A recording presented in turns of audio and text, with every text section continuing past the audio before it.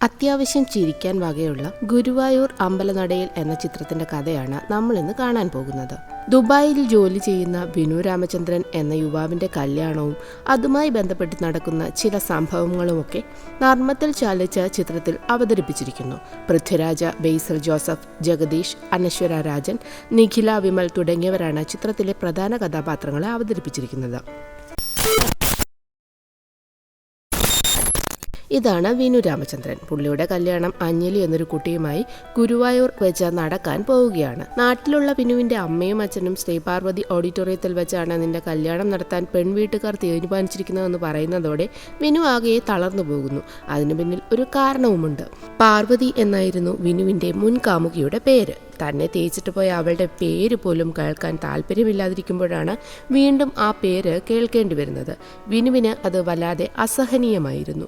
നാട്ടിൽ കല്യാണ ഒരുക്കങ്ങൾ തകൃതിയായി നടക്കുകയാണ്. ഇത് വിനുവിന്റെ അനിയൻ അനിരുദ്ധ്, ഇത് ചങ്ക് കൂട്ടുകാരനായ ഷംസുദ്ദീൻ. വിനു നാട്ടിലില്ലാത്തത് കൊണ്ട് തന്നെ കല്യാണത്തിന് വേണ്ട ഒരുക്കങ്ങളൊക്കെ അനിരുദ്ധിന്റെയും ഷംസുദ്ദീന്റെയും നേതൃത്വത്തിലൊക്കെയാണ് നടക്കുന്നത്. ബെസ്റ്റ് കോംപ്ലിമെന്റ്സിനിടയിൽ അഞ്ജലിയുടെ ചേട്ടൻ ആനന്ദിന്റെ പേരും വച്ചിരിക്കുന്നത് കണ്ട് ഷംസുദ്ദീൻ ഇതെന്താണ് അളിയന്റെ പേരും കല്യാണക്കുറിയിൽ വെച്ചിരിക്കുന്നതെന്ന് ചോദിക്കുമ്പോൾ വിനുവിന്റെ പെരുമാറ്റം കണ്ടാൽ വിനു കെട്ടാൻ പോകുന്നത് ആനന്ദനെയാണെന്ന് തോന്നുമെന്നാണ് അനിരുദ്ധ പറയുന്നത്. ഇതാണ് ആനന്ദൻ. ജംഷഡ്പൂരിൽ ഒരു പ്ലാൻ മാനേജരായി വർക്ക് ചെയ്യുന്നു. തൊട്ട കൈക്ക് തല്ലുന്ന ഒരു ക്ഷിപ്രകോപിയാണ് ആനന്ദനെങ്കിലും വിനുവിനോട് ആനന്ദന് വല്ലാത്തൊരു വാത്സല്യവും സ്നേഹവും ഒക്കെയാണ്. വിനുവിന് തിരിച്ചും അങ്ങനെ തന്നെയാണ്. അതിനും ഒരു കാരണമുണ്ട്. പാർവതിയുമായുള്ള ബ്രേക്കപ്പിന് ശേഷം ആകെ തകർന്നിരിക്കുന്ന സമയത്താണ് ആനന്ദൻ തന്റെ അനിയത്തി അഞ്ജലിക്കായി വിനുവിനെ വിവാഹം ആലോചിക്കുന്നത്. വിനു പാർവതിയുമായുള്ള പ്രണയവും ബ്രേക്കപ്പും ഒക്കെ ആനന്ദനോട് പറയുന്നു. അങ്ങനെ അതെല്ലാം അറിയുന്ന ആനന്ദൻ വിനുവിനെ പറഞ്ഞ് മോട്ടിവേറ്റ് ചെയ്താണ് ഇന്ന് കാണുന്ന വിനുവാക്കി മാറ്റിയത്. അതുകൊണ്ട് തന്നെ വിനുവിന് ആനന്ദനൊരു കാര്യം പറഞ്ഞാൽ അതിനൊരു മറുവാക്കില്ല. ഇങ്ങനെയൊക്കെ ആണെങ്കിലും ആനന്ദന്റെ ഭാര്യയും കുട്ടിയും ആനന്ദനുമായി പിണങ്ങി ഭാര്യ വീട്ടിൽ തന്നെയാണ്. ഭാര്യയ്ക്ക് ഒരു കാമുകനുണ്ടെന്ന് പറഞ്ഞ് ഒരു ഊമക്കത്ത് ഒരിക്കൽ വീട്ടിൽ വന്നതിൻ്റെ പേരിലുള്ള പ്രശ്നമാണ് ആനന്ദനും ഭാര്യയും തമ്മിൽ പിണങ്ങിയിരിക്കുന്നത്. കല്യാണം ഉറപ്പിച്ചിരിക്കുന്ന അഞ്ജലിയും വിനുവും തമ്മിൽ സംസാരിക്കുന്നതിനേക്കാൾ കൂടുതൽ നേരം ഫോണിൽ സംസാരിക്കുന്നത് വിനുവും ആനന്ദനുമാണ്. അങ്ങനെ അവർ തമ്മിലുള്ള ആ സംസാരത്തിനിടയിൽ വിനു ചേട്ടത്തിയമ്മയുമായി എന്താണ് ആനന്ദന്റെ പ്രശ്നമെന്ന് ചോദിക്കുന്നുണ്ട്. എന്നാൽ അതൊന്നും വിനുവിനോട് പറയാൻ ആനന്ദൻ തയ്യാറാകുന്നില്ല. അങ്ങനെ അവരുടെ സംസാരത്തിനിടയിൽ പ്രേമത്തെക്കുറിച്ച് പറയുമ്പോൾ വിനു അപ്സെറ്റ് ആകുന്നത് കൊണ്ട് തന്നെ പാർവതിയുടെ പഴയ ഫോട്ടോ വല്ലതുമുണ്ടെങ്കിൽ അതെടുത്ത് അങ്ങ് കത്തിച്ചു കളയാൻ ആനന്ദൻ പറയുന്നു. അങ്ങനെ ചെയ്താൽ നമുക്കൊരാളെ എളുപ്പത്തിൽ മറക്കാമെന്നാണ് ആനന്ദന്റെ അഭിപ്രായം. താൻ അങ്ങനെ ചെയ്യണമെങ്കിൽ ചേട്ടത്തിയമ്മയുടെ ഫോട്ടോ ആനന്ദൻ ഫോണിൽ വാൾപേപ്പർ ആക്കണമെന്നും അങ്ങനെ ഫോട്ടോ കണ്ട് ചേട്ടത്തിയോടുള്ള ദേഷ്യമൊക്കെ മറന്ന് കൂട്ടിക്കൊണ്ടുവന്ന് തങ്ങളുടെ കല്യാണത്തിന് രണ്ടുപേരും കുഞ്ഞുമായി പങ്കെടുക്കണമെന്നുമൊക്കെ വിനു പറയുന്നു. മറ്റു വഴികളില്ലാത്തതുകൊണ്ട് ആനന്ദൻ അത് സമ്മതിക്കുന്നു. അപ്പോഴാണ് ഒരു അടിപൊളി ട്വിസ്റ്റ്. വിനു കത്തിക്കാൻ എടുക്കുന്ന ഫോട്ടോയും ആനന്ദൻ വാൾപേപ്പർ ആക്കാൻ എടുക്കുന്ന ഫോട്ടോയും ഒരു പെണ്ണ് തന്നെ. അതെ, വിനുവിനെ പ്രേമിച്ച് തേച്ചിട്ട് പോയി എന്ന് പറയുന്ന പാർവതി തന്നെയാണ് ആനന്ദന്റെ ഭാര്യയായ പാർവതി. ശേഷം പാർവതി എങ്ങനെയെങ്കിലും സോപ്പിടാനൊക്കെ ആനന്ദൻ കുറെ മെസ്സേജ് അയക്കുകയും വിളിക്കുകയും ഒക്കെ ചെയ്യുന്നുണ്ട്. എന്നാൽ അതിനൊന്നും പാർവതി റിപ്ലൈ ചെയ്യുന്നില്ല. അങ്ങനെ കല്യാണത്തിനായി വിനു നാട്ടിലേക്ക് എത്തുന്നു. കൂട്ടത്തിൽ ആനന്ദനും. പോരും വഴി പാർവതിയെ കൂട്ടാനായി കുടുംബസമേതം അവരുടെ വീട്ടിലേക്ക് ആനന്ദൻ പോകുന്നു. ഈ സമയം വിനുവുമായി ഫോൺ കോളിലാണ് ആനന്ദൻ. ബ്ലൂടൂത്ത് വഴി ഹെഡ്സെറ്റിലൂടെ വിനു പറയുന്ന കാര്യങ്ങളാണ് അമ്മായിയച്ഛനോടും പാർവതിയോടുമൊക്കെ ആനന്ദൻ പറയുന്നത്. അങ്ങനെ അമ്മായിയപ്പനോടും പാർവതിയോടുമൊക്കെ ആനന്ദൻ ക്ഷമാപണം നടത്തുന്നതുകൊണ്ട് തന്നെ പാർവതിയും കുഞ്ഞും ആനന്ദനോടൊപ്പം വീട്ടിലേക്ക് വരുന്നു. അങ്ങനെ ഒരുപാട് നാള് കാണാനായി കാത്തിരുന്ന ആനന്ദേട്ടനെ കാണാനായി വിനു ആനന്ദന്റെ വീട്ടിലേക്ക് വരുന്നു. അപ്പോഴാണ് ആനന്ദന്റെ ഭാര്യ തന്റെ മുൻ കാമുകിയാണെന്ന് വിനുവിന് മനസ്സിലാകുന്നത്. പാർവതിയും വിനുവിനെ കണ്ട് ഞെട്ടിപ്പോകുന്നുണ്ട്. പിരിവെട്ടിപ്പോകുന്ന വിനു നേരെ വന്ന് അനിയനോടും ഷംസുദ്ദീനോടും തട്ടിക്കയറുന്നു. കാരണം അവനില്ലാഞ്ഞതുകൊണ്ട് തന്നെ പെൺവീട്ടുകാരെ കുറിച്ചൊക്കെ അന്വേഷിച്ച് നല്ല കുടുംബക്കാരാണെന്നൊക്കെ പറഞ്ഞത് അവരാണ്. എന്നാൽ കല്യാണം ആലോചിച്ച സമയത്തൊന്നും പാർവതി ആനന്ദന്റെ വീട്ടിലില്ലാഞ്ഞതുകൊണ്ട് അനിയനും ഷംസുദ്ദീനുമൊന്നും പാർവതിയെ കണ്ടിരുന്നില്ല. അങ്ങനെയാണ് അവർ ഈ കല്യാണം ഉറപ്പിക്കുന്നത്. എന്താണേലും ഞാൻ ഈ കല്യാണത്തിൽ നിന്ന് പിന്മാറുകയാണെന്ന് വിനു അവരോട് പറയുന്നു. ശേഷം അവർ കല്യാണം മുടക്കാനുള്ള വഴികളെക്കുറിച്ചാണ് ചിന്തിക്കുന്നത്. അങ്ങനെ ആകെ ടെൻഷനാകുന്ന വിനു ഫോണിൽ ആനന്ദനെ വിളിച്ച് എനിക്ക് കല്യാണം വേണ്ട എന്ന് പറയുമെങ്കിലും നീ ഇപ്പോഴത്തെ ടെൻഷൻ കൊണ്ട് പറയുന്നതാണ് ഇതൊക്കെ സില്ലിയായിട്ട് അങ്ങ് എടുത്താൽ മതിയെന്നൊക്കെ ആനന്ദൻ വിനുവിനോട് പറയുന്നു. എന്നാൽ വിനുവിന് ഇതുമായി മുന്നോട്ടു പോകാൻ ഒരു താല്പര്യവും ഉണ്ടായിരുന്നില്ല. അതുകൊണ്ട് തന്നെ അഞ്ജലിയെ നേരിട്ട് വന്ന് കണ്ട് തനിക്ക് കല്യാണത്തിന് താല്പര്യമില്ല കഴിയില്ലെന്ന് പറയുമെങ്കിലും അവളും അതൊന്നും കാര്യമായിട്ടെടുക്കുന്നില്ല. കാരണം വിനുവിന്റെ പ്രേമത്തെക്കുറിച്ചൊക്കെ ആനന്ദൻ നേരത്തെ തന്നെ അഞ്ജലിയോട് പറഞ്ഞിട്ടുണ്ടായിരുന്നു. കൂടാതെ അവനിങ്ങനെ വന്ന് പറയാൻ സാധ്യതയുണ്ടെന്നും പറഞ്ഞതുകൊണ്ട് തന്നെ അഞ്ജലിക്ക് അതൊരു ഷോക്കായി മാറുന്നില്ല. അങ്ങനെ അവിടുന്ന് നിരാശനാകുന്ന വിനു നേരെ വന്ന് അമ്മയോടും അച്ഛനോടും ഇതേ ആവശ്യം പറയുമെങ്കിലും അവരും അത് ചിരിച്ചു തള്ളുന്നു. അങ്ങനെ അടുത്ത മാർഗത്തിനായി വിനുവിന്റെ കൂടെ ദുബായിൽ ജോലി ചെയ്യുന്ന കുഞ്ഞുണ്ണി എന്നൊരാളെ വിനുവും കൂട്ടരും വന്നു കാണുന്നു. കുഞ്ഞുണ്ണി അഞ്ജലിയുടെ വീട്ടുകാർക്ക് നല്ല കാര്യമായതുകൊണ്ട് വിനുവിനെ കുറിച്ച് വളരെ മോശമായ ഒരു അഭിപ്രായം അവിടെ പോയി പറയണമെന്ന് അവര് കുഞ്ഞുണ്ണിയോട് പറയുന്നു. അതായത് ദുബായിൽ വിനു ഒരു ചെക്ക് കേസ് പ്രതിയാണ്, കമ്പനിയിൽ കുറെ അഴിമതി കാണിച്ചിട്ടുണ്ട്, അങ്ങനെയൊക്കെ. എന്നാൽ കുഞ്ഞുണ്ണി ശബരിമലയ്ക്ക് പോകാൻ മാല ഇട്ടിരുന്നത് കാരണം അതിന് തയ്യാറാകുന്നില്ല. ഇതാണ് ആനന്ദന്റെ അമ്മാവന്മാര്. ആനന്ദന്റെ അച്ഛനും അമ്മയും പണ്ട് കല്യാണം കഴിച്ചതിനെ എതിർത്ത വ്യക്തികളാണ് ആനന്ദന്റെ ഈ അമ്മാവന്മാര്. തന്റെ കല്യാണത്തെ എതിർത്തതുകൊണ്ട് തന്നെ അവരെയൊന്നും അടുപ്പിക്കാൻ ആനന്ദന്റെ അച്ഛൻ തയ്യാറുമല്ല. എന്നാൽ ആനന്ദ് അങ്ങനെയായിരുന്നില്ല. അമ്മാവന്മാരോട് വലിയ സ്നേഹവും ബഹുമാനവും ഒക്കെയാണ്. അവൻ നേരെ പോയി അവരെ കല്യാണത്തിന് വിളിക്കുന്നു. നോക്കുന്ന വഴികളെല്ലാം അടയുന്നത് തന്നെ ഷംസുവും അനിരുദ്ധും ഫേക്കായിട്ടൊരു മെഡിക്കൽ റിപ്പോർട്ടൊക്കെ തയ്യാറാക്കി അത് പാർവതിയുടെ അച്ഛനെ കൊണ്ടുവന്ന് കാണിക്കും. കാരണം അയാളൊരു ഗൈനക്കോളജിസ്റ്റ് ആയിരുന്നു. റിപ്പോർട്ട് അനുസരിച്ച് വിനുവിന് ഈ ജന്മം ഒരു കുഞ്ഞിന് ജന്മം നൽകാൻ കഴിയില്ലെന്ന് ഡോക്ടർ പറയുന്നു. ഷംസു അങ്ങനെ ചെയ്തതിന്റെ ഉദ്ദേശം അയാൾക്ക് വിനുവിനെ മനസ്സിലാകുമെന്നും പുള്ളിക്കാരൻ അത് അഞ്ജലിയുടെ വീട്ടുകാരെ അറിയിക്കുമെന്നുമാണ്. നിർഭാഗ്യവശാൽ ഡോക്ടറിന് ആളെ മനസ്സിലാകുന്നില്ല. അങ്ങനെ ആ പ്ലാനും പൊളിയുന്നു. അടുത്ത പ്ലാനായി ഷംസുദ്ദീനും അനിയനും പോകുന്നു.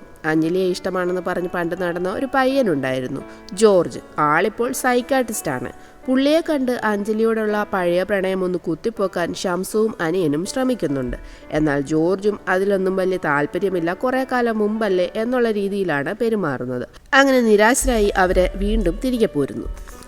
അടുത്ത് എന്ത് ചെയ്യണമെന്ന് ആലോചിച്ച് മൂവരും ഇങ്ങനെ ഇരിക്കുന്ന സമയത്ത് ഷംസുദ്ദീൻ തങ്ങളുടെ കൂടെ കോളേജിൽ പഠിച്ച ശരവണൻ എന്നൊരു പയ്യന് കല്യാണത്തിന് ശേഷം കൊടുത്തൊരു പണിയെക്കുറിച്ച് അനിരുദ്ധിനോട് പറയുന്നത്.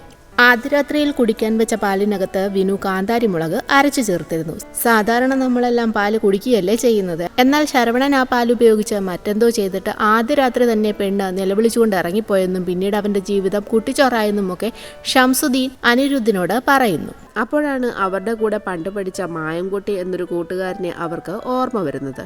അവരങ്ങനെ നേരെ മായംകുട്ടിയെ പോയി കാണുന്നു. ഷംസു അവനോട് കാര്യങ്ങളെല്ലാം പറഞ്ഞ് കല്യാണം മുടക്കാനുള്ള വഴികളൊക്കെ ആലോചിക്കും. ഇതേ സമയം പാർവതി വിനുവുമായി അവൾക്കുണ്ടായിരുന്ന പ്രണയവും ബ്രേക്കപ്പും എല്ലാം ആനന്ദനോട് തുറന്നു പറയാൻ ചെല്ലുമെങ്കിലും പഴയ കാര്യങ്ങളൊന്നും എനിക്കിനി കേൾക്കണ്ട, ആർക്കും ഇനി നമ്മളെ പിരിക്കാൻ കഴിയില്ലെന്നും പറഞ്ഞ് ആനന്ദൻ പാർവതിയെ ആശ്വസിപ്പിക്കുന്നു. അതുപോലെ തന്നെ കല്യാണത്തോട് താല്പര്യമില്ലാതെ ആകെ മൂഡ് ഓഫ് ആയിരിക്കുന്ന വിനുവിനോട് വിനുവിന്റെ പഴയ കാമുകി പാർവതിയാണെന്ന് പാർവതി തന്നെ തന്നോട് പറഞ്ഞതായി അഞ്ജലി വിനുവിനോട് പറയുന്നു. അതോടെ വിനു കൂളാകും. അഞ്ജലി എല്ലാം അറിഞ്ഞുകൊണ്ട് തന്നെയാണ് സ്നേഹിച്ചതെന്ന് അറിയുന്നതോടെ വിനുവിന് കല്യാണത്തിന് 100% സമ്മതമാകുന്നു. അവനത് ആനന്ദിനോട് പറഞ്ഞിട്ട് വരാമെന്നും പറഞ്ഞ് പോകുന്നു. എന്നാൽ ഇവിടെ ഒരു ട്വിസ്റ്റ് ഉണ്ട്. ഈ സമയം നമ്മുടെ മായൻകുട്ടി നേരെ ആനന്ദിന്റെ വീട്ടിലേക്ക് എത്തുന്നു. എന്നിട്ട് ആനന്ദനോട് വിനുവാണ് നിങ്ങളുടെ ഭാര്യയുടെ കാമുകനെന്ന് പറയുന്നു. ഇത് കേൾക്കുന്ന ആനന്ദന് ഭ്രാന്തിളകുന്നു. ഈ സമയം തന്നെ അഞ്ജലിയുമായി രമ്യതയിലായ വിനു കല്യാണത്തിന് തനിക്ക് പൂർണ്ണ സമ്മതമാണെന്ന് പറയാനായി ആനന്ദിന്റെ വീട്ടിലേക്ക് വരുന്നു. ആനന്ദൻ അവനെ അവിടെ നിന്ന് തല്ലും കൊടുത്ത് ഇറക്കി വിടുന്നു. ഇനി ഈ കല്യാണം നടക്കില്ലെന്ന് ആനന്ദനും ഞങ്ങൾക്ക് ഇഷ്ടമുണ്ടെങ്കിൽ അത് നടന്നിരിക്കുമെന്ന് വിനുവും തമ്മിൽ വെല്ലുവിളിയാകും. ആനന്ദൻ നേരെ വന്ന് അച്ഛനോടും അമ്മയോടും ഈ കല്യാണം നടക്കില്ലെന്ന് പറയും. അവർ കാര്യം തിരക്കുമെങ്കിലും ആനന്ദൻ അത് പറയാൻ തയ്യാറാകുന്നില്ല. ശേഷം അഞ്ജലിയോടും ആനന്ദൻ എങ്ങനെയൊക്കെ കല്യാണത്തിൽ നിന്ന് പിന്മാറണമെന്ന് പറഞ്ഞു നോക്കുമെങ്കിലും അവളും കല്യാണത്തിൽ നിന്ന് പിന്മാറുന്നില്ല. വിനുവിൻ്റെ വീട്ടിൽ ഏതായാലും കല്യാണ ഒരുക്കങ്ങൾ തകൃതിയായി നടക്കുകയാണ്. ഈ സമയം ശബരിമലയ്ക്ക് പോയിട്ട് വരുന്ന കുഞ്ഞുണ്ണി അഞ്ജലിയുടെ അച്ഛനോട് നേരത്തെ വിനുവിനെ കുറിച്ച് കുറ്റം പറയാൻ പറഞ്ഞേൽപ്പിച്ചിരുന്ന കാര്യങ്ങൾ മുഴുവൻ പറഞ്ഞതായി വന്ന് വിനുവിനോട് പറയുന്നു. പ്ലാൻ മാറിയ വിവരം കുഞ്ഞുണ്ണി അറിഞ്ഞില്ലല്ലോ. വിനുവിന് അതോടെ വീണ്ടും ടെൻഷനാകുന്നു. പാർവതിയുടെയും ആനന്ദന്റെയും ജീവിതത്തിൽ വീണ്ടും പ്രശ്നങ്ങൾ തുടങ്ങിയതോടെ പാർവതിയുടെ അച്ഛൻ ആനന്ദനെ വിളിച്ച് കാര്യങ്ങളൊക്കെ സംസാരിക്കുന്നു. മകൾക്കൊരു കാമുകനുണ്ടെന്ന് പറഞ്ഞ് ആനന്ദൻ വിനുവിന്റെ ഫോട്ടോ കാണിക്കുമ്പോഴാണ് ഷംസു കൊണ്ടുവന്ന മെഡിക്കൽ റിപ്പോർട്ടിന്റെ കാര്യം പാർവതിയുടെ അച്ഛൻ ഓർക്കുന്നത്. അതുകൊണ്ട് തന്നെ അയാൾ അത് ആനന്ദനെ കാണിക്കുന്നു. റിപ്പോർട്ട് കാണുന്നതോടെ അതുപയോഗിച്ച് കല്യാണം മുടക്കാമല്ലോ എന്ന് കരുതി ആനന്ദൻ റിപ്പോർട്ടുമായി വേഗം അച്ഛന്റെ അടുത്തേക്ക് വരുന്നു. എന്നാൽ തന്നോട് വിനുവിനെ കുറിച്ച് കുറെ കുറ്റങ്ങൾ കുഞ്ഞുണ്ണി വന്ന് പറഞ്ഞതുമായി ബന്ധപ്പെട്ട് വിനുവിനോട് അഞ്ജലിയുടെ അച്ഛൻ സംസാരിച്ചുകൊണ്ട് നിൽക്കുകയായിരുന്നു. മെഡിക്കൽ റിപ്പോർട്ടുമായി വരുന്ന ആനന്ദൻ അച്ഛനെ റിപ്പോർട്ട് കാണിക്കുമ്പോൾ വിനു അത് വാങ്ങി അതൊരു ഫേക്ക് റിപ്പോർട്ടാണെന്ന് തെളിയിക്കുന്നു. അങ്ങനെ ആനന്ദന്റെ ആ ഐഡിയയും ചീറ്റിപ്പോകുന്നു. ഇതോടെ കുഞ്ഞുണ്ണിയെ കൊണ്ട് ആനന്ദൻ തന്നെയാകും ഇല്ലാത്ത കാര്യങ്ങളൊക്കെ പറഞ്ഞ് കല്യാണം മുടക്കാൻ ശ്രമിച്ചതെന്ന് അഞ്ജലിയുടെ അച്ഛനും വിശ്വസിക്കുന്നതോടെ എല്ലാ പ്രശ്നങ്ങളും സോൾവ് ആകുന്നു. അപ്പോഴാണ് അടങ്ങിയെന്ന് കരുതിയ ജോർജ് ഒരു കൈ നോക്കാമെന്ന് കരുതി ഒരു പക്ഷിശാസ്ത്രക്കാരന്റെ വേഷം കെട്ടി ആനന്ദന്റെ വീട്ടിലേക്ക് വരുന്നത്. അഞ്ജലി അത് ജോർജാണെന്ന് തിരിച്ചറിയുന്നത് കൊണ്ട് തന്നെ ആനന്ദൻ ജോർജിനെ അവിടെ നിന്നും അടിച്ചോടിക്കും. ജോർജ് നേരെ വിനുവിന്റെ വീട്ടിൽ വന്ന് ഒരു ഗ്യാസ് കുറ്റിയുമായി വലിയ പ്രശ്നമുണ്ടാക്കുന്നു. കല്യാണത്തിൽ നിന്ന് ചെക്കൻ വീട്ടുകാർ പിന്മാറിയില്ലെങ്കിൽ എല്ലാത്തിനെയും കൊല്ലുമെന്നൊക്കെ പറയുന്നു. മറ്റു മാർഗങ്ങളില്ലാതെ എങ്ങനെയെങ്കിലും കല്യാണം കുഞ്ഞുണ്ണി വഴി മുടക്കാമെന്ന് കരുതി ആനന്ദൻ വന്ന് കുഞ്ഞുണ്ണിയെ കാണുന്നു. ഒരു തവണ ട്രൈ ചെയ്ത് വിനു തന്റെ കണ്ണടിച്ചു പൊട്ടിച്ചത് കുഞ്ഞുണ്ണി ആനന്ദന് കാണിച്ചു കൊടുക്കുന്നു. അങ്ങനെ ആ വഴിയും അടയും. അവസാന ആശ്രയം എന്ന നിലയിൽ ആനന്ദൻ നേരെ അമ്മാവന്മാരെ വന്ന് കാണുന്നു. കല്യാണ സ്ഥലത്ത് വന്ന് തങ്ങൾ കാര്യം പറഞ്ഞ് കല്യാണം മുടക്കിക്കൊള്ളാമെന്ന് അമ്മാവന്മാരും സമ്മതിക്കുന്നു. അങ്ങനെ കല്യാണ തലേന്ന് ആഘോഷത്തിമിർപ്പിൽ എല്ലാവരും നിൽക്കുമ്പോഴാണ് വിനുവിന്റെ പഴയ ഫ്രണ്ട് ശരവണന്റെ എൻട്രി. വിനു കരുതും പോലെ തന്നെ കല്യാണം മുടക്കാൻ തന്നെയായിരുന്നു ശരവണന്റെ വരവും. പ്ലാൻ എന്താണെന്ന് വിനുവും ശംസുവും താണു വീണ് ചോദിക്കുമെങ്കിലും ശരവണൻ ഒരു വാക്കും പറയുന്നില്ല.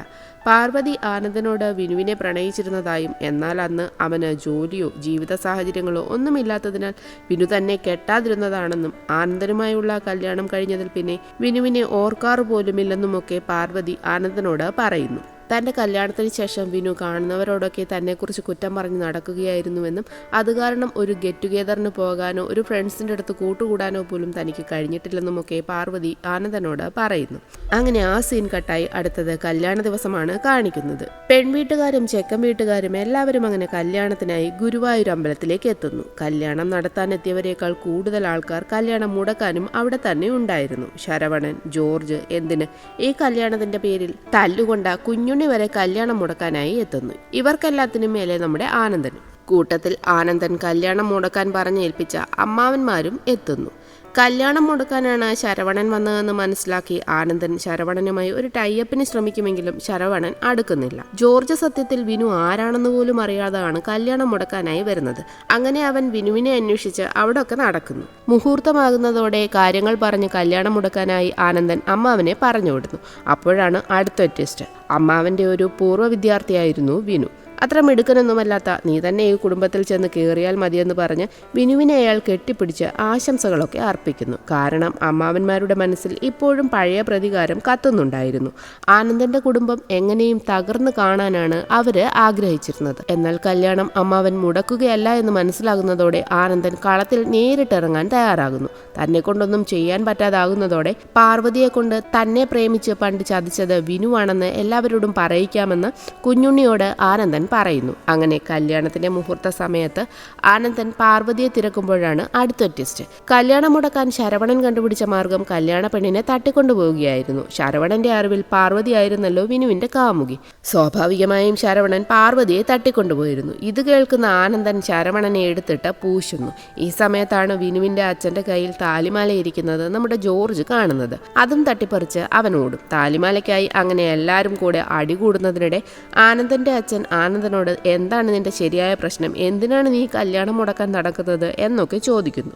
എന്നാൽ തന്റെ ഭാര്യയുടെ പ്രണയം അച്ഛനോട് പറയാൻ ആനന്ദൻ മടി കാണിക്കുമ്പോഴാണ് അടുത്ത ട്വിസ്റ്റ്. പാർവതിയെ കല്യാണം ആലോചിച്ച സമയത്ത് തന്നെ ആനന്ദന്റെ വീട്ടുകാരോടെല്ലാം പാർവതിയുടെ അച്ഛൻ അവളുടെ പ്രണയത്തെക്കുറിച്ച് പറഞ്ഞിരുന്നു. തൊട്ടകൈക്ക് ദേഷ്യം വരികയും അടിക്കിറങ്ങുകയും ഒക്കെ ചെയ്യുന്ന ആളാണെങ്കിലും മനസ്സിന് അല്പം പോലും കട്ടിയില്ലാത്ത ആളായതുകൊണ്ടാണ് ആനന്ദനോട് അത് പറയേണ്ടെന്ന് ആനന്ദന്റെ അച്ഛൻ തന്നെ പാർവതിയുടെ വീട്ടുകാരോട് പറഞ്ഞിരുന്നത്. അങ്ങനെ പാർവതിയുടെ പ്രണയം അവിടെ എല്ലാവർക്കും അറിയാമെന്ന് മനസ്സിലാകുന്നതോടെ ആനന്ദനാകെ ചൂളിപ്പോകുന്നു.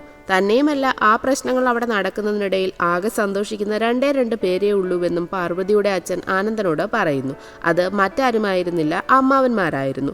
ഊമക്കത്തയച്ച് തൻ്റെ കുടുംബം തകർക്കാൻ ശ്രമിച്ചതും അമ്മാവന്മാരാണെന്നും തൻ്റെ കുടുംബം ആദ്യം മുതലേ തകർക്കാൻ ശ്രമിച്ചുകൊണ്ടിരിക്കുന്നതും അമ്മാവന്മാരാണെന്നറിയുന്നതോടെ കല്യാണം നടത്താൻ മുന്നിട്ട് ആനന്ദൻ തന്നെ ഇറങ്ങുന്നു. വിനുവിനോട് നീ കല്യാണത്തിന് റെഡിയാകാൻ പറഞ്ഞ് ആനന്ദൻ ഇറങ്ങുന്നതോടെ വിനു ഹാപ്പിയാകുന്നു. അങ്ങനെ എല്ലാ പ്രശ്നങ്ങളും അങ്ങോട്ടും ഇങ്ങോട്ടും പറഞ്ഞു തീരുന്നതോടെ കല്യാണം മുടക്കാൻ വന്നവർക്കൊക്കെ കണക്കിന് ആനന്ദൻ തല്ലുകൊടുക്കുന്നു. കൂട്ടത്തിൽ അമ്മാവന്മാർക്കും കിട്ടും നല്ല കൊട്ട്. അങ്ങനെ അങ്ങോട്ടും ഇങ്ങോട്ടുമുള്ള പിടിവലിക്കിടയിൽ താലിമാല ഒരു ഡ്രോണിൽ കുടുങ്ങി പറന്ന് നടക്കുകയായിരുന്നു. ക്യാമറമാൻ എത്ര ശ്രമിച്ചിട്ടും ആ ഡ്രോൺ കൺട്രോൾ ചെയ്യാൻ കഴിയുന്നും ഉണ്ടായിരുന്നില്ല. എന്നാൽ മുഹൂർത്ത സമയമാകുന്നതോടെ തനിയെ ആ ഡ്രോൺ വിനുവിന്റെ അടുത്തേക്ക് വരികയും താലിമാല അവന് കിട്ടുകയും ചെയ്യുന്നു. അങ്ങനെ കൃത്യസമയത്ത് എല്ലാവരുടെ അനുഗ്രഹത്തോടും ആശീർവാദത്തോടും കൂടി മംഗളമായി തന്നെ വിനുവിന്റെയും അഞ്ജലിയുടെയും വിവാഹവും നടക്കുന്നു. അപ്പോഴേക്കും അവിടേക്ക് പാർവതിയും എത്തുന്നു. പാർവതിയോട് എല്ലാത്തിനും ആനന്ദൻ സോറി പറയും. വിനുവും തന്റെ ഭാഗത്തു നിന്നുണ്ടായ എല്ലാ തെറ്റിനും തന്നോട് ക്ഷമിക്കണമെന്ന് പാർവതിയോട് പറയുന്നു. ശരിക്കും ക്യാമറാമാന് പോലും കൺട്രോൾ ചെയ്യാൻ കഴിയാതിരുന്ന ഡ്രോൺ മുഹൂർത്ത സമയത്ത് അതിൽ കുരുങ്ങിയ താലി കൃത്യമായി വിനുവിന്റെ അടുത്ത് കൊണ്ടുവന്നതിന് പിന്നിൽ സാക്ഷാൽ ഗുരുവായൂരപ്പനാണെന്ന് ആനന്ദൻ വിശ്വസിക്കുന്നു. കാരണം കല്യാണം കഴിയുന്നതോടെ ആരും ശ്രദ്ധിക്കാതെ ഇരുന്ന ആ ഡ്രോൺ നേരെ അമ്പലനടയ്ക്കുള്ളിലേക്ക് പോകുന്നത് അവൻ കാണുന്നു. അത് ആശ്ചര്യപൂർവ്വം നോക്കിക്കൊണ്ട് ഞാൻ മാത്രമേ കണ്ടുള്ളൂ എന്ന് പറയുന്ന ആനന്ദനെ കാണിച്ചുകൊണ്ട് ചിത്രം അവസാനിക്കും.